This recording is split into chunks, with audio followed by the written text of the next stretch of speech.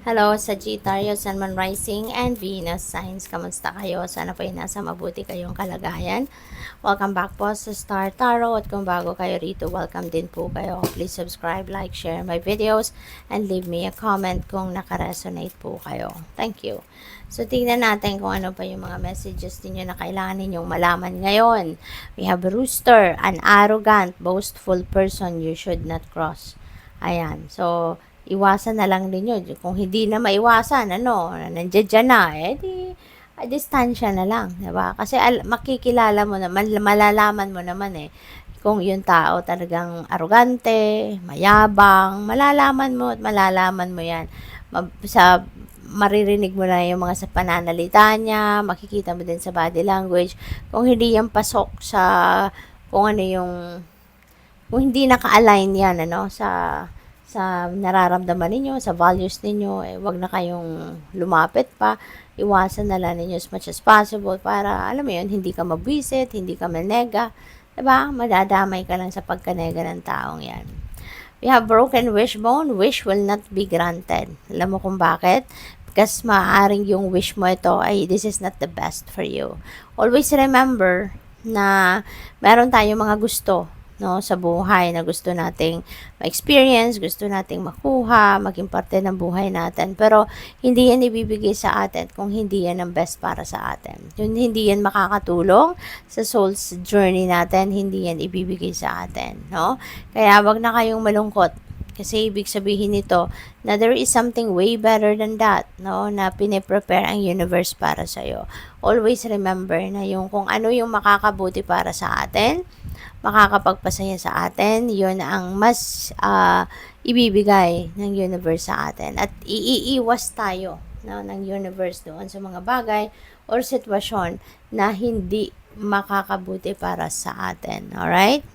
So, what else? We have wind chimes, peace and harmony. So, napakaganda kasi you will be finding peace and harmony within yourself siguro, sa ngayon. So, magiging mas maganda na siguro ang inyong pakiramdam. Maaring magkakaroon na rin ng solusyon ng mga problema, maaring mahahanap mo na din yung kapayapaan, na maaring gusto mong, yung minimithi mo na magkaroon kayo or ma-experience mo sa buhay. So, what else? We have frying pan. There are troubles or accusations, na maaring masangkot kayo rito. So, mapag-aanuhin mo pa ito, maiiwasan mo pa yan. Kasi nga, you need to be cautious at all times. You need to be careful with what you do, with what you share, with what you say. Diba? Kasi pwedeng yung mga sarili mong pananalita, gamitin niya ng iba against you. May ganun May mga taong magaling magmanipula. May mga taong magaling gumawa ng kwento, mag-manufacture ng sitwasyon, diba? So, kaya mag-iingat kayo sa kung sino din yung mga dinideal with ninyong mga tao. Kasi may mga tao na, alam mo yun, nang dadamay lang, diba? May mga taong magaling gumawa ng drama at mangdamay ng ibang tao. Alright? Kaya iwasan mo mga ganong klase. So, we have door. Opportunities are waiting for you. Hindi lang pati isang opportunity ito, but opportunities. So, maraming oportunidad ang naghihintay sa'yo. Maraming oportunidad ang pupwedeng nandiyan na sa paligid mo at naghihintay na lang na mapansin mo, naghihintay na lang na napansinin mo.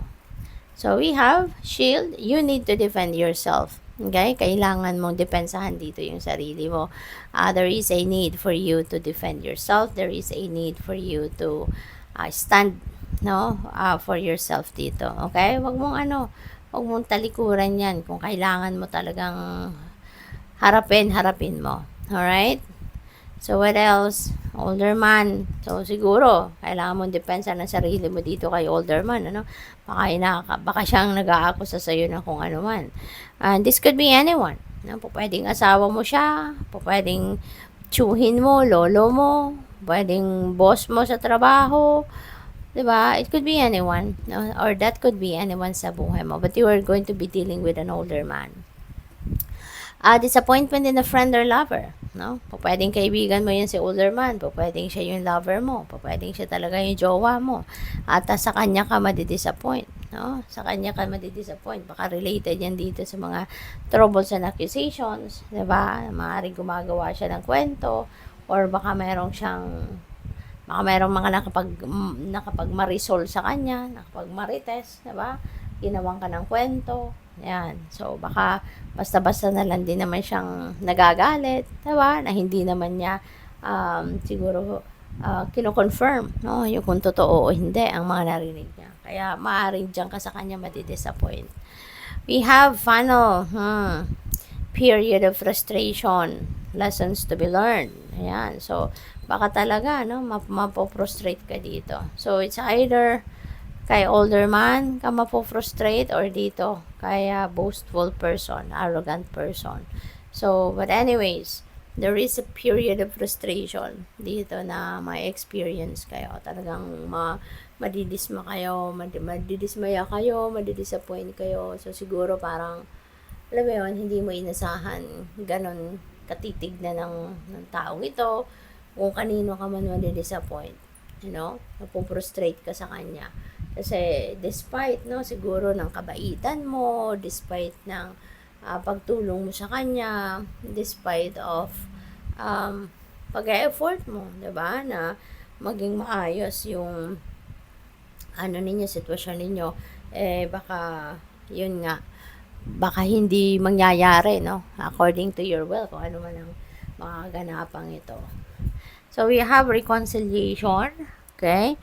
Sagittarius, baka meron din kayong pagbabate, no? So, sino man dito yung makakaaway mo, sino man dito yung may hindi kayo pagkakaintindihan ng taong ito, maybe you are going to reconcile, no, with each other. So, we have good fortune, yay! At least iswertehin kayo, diba? Mababalot din kayo ng swerte sa ngayon, kaya magiging maayos din ang lahat. Financial pinch, parang roller coaster, no? Yung mga messages ninyo sa ngayon. So, talagang dapat maging cautious kayo, maging maingat kayo with everything that you do and you say. Alright? Pag-iingat din kayo sa paggastos ng inyong pera, ng pagmamanage ng inyong pera. Kasi kung hindi ninyo papaandarin yung financial discipline ninyo, ay baka before you know it, diba, naubos mo na pala yung savings mo, naubos mo na pala yung pera mo. Kaya maaaring magkaroon ka ng financial pinch dito kung hindi ka maging maingat, no? Kaya panawagan ito sa'yo, maging maingat ka sa pagmamanage ng inyong pera. So, good luck. Thank you for watching. Love and light. Namaste.